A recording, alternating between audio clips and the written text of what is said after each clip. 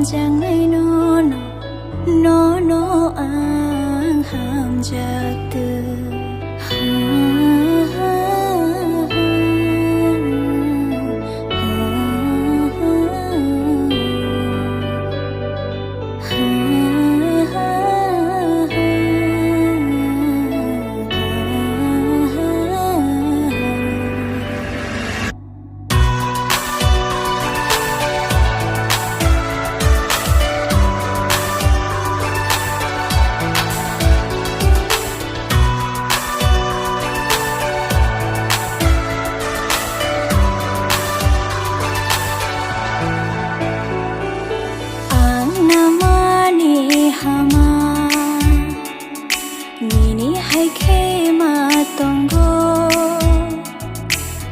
One cho gay tong ke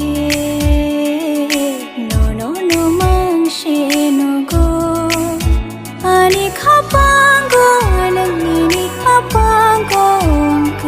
kene chen ma ja no ang kho gay ni mo kol no na yo ashik bo ham jang ai no ang ham jak tu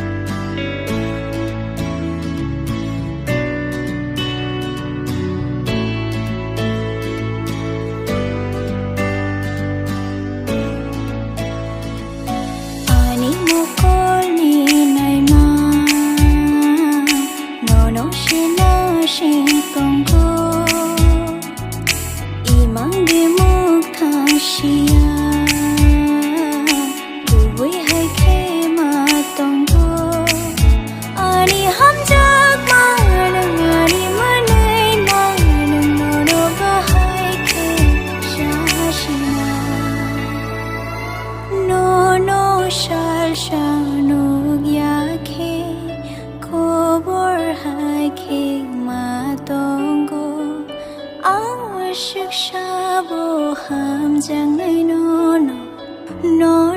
ang ham jak tu